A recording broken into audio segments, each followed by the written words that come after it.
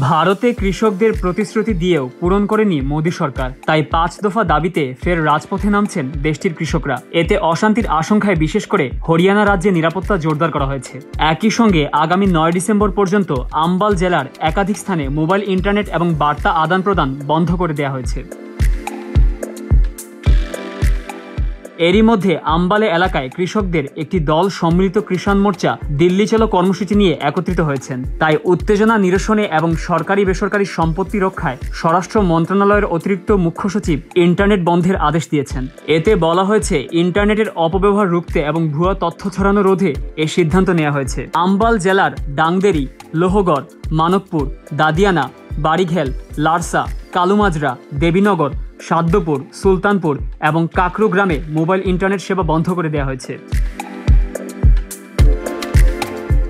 এছাড়া 5 জনের বেশি লোকজনকে একত্রিত হওয়ার ক্ষেত্রে নিষেধাজ্ঞা জারি করেছে জেলা কর্মকর্তা।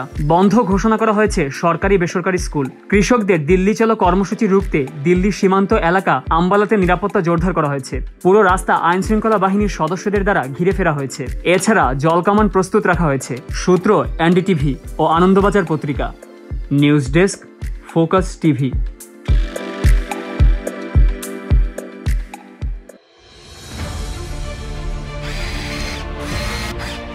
আলোতে থাকুন, ফোকাসে থাকুন, হাত রাখুন প্রজন্মের হাতে।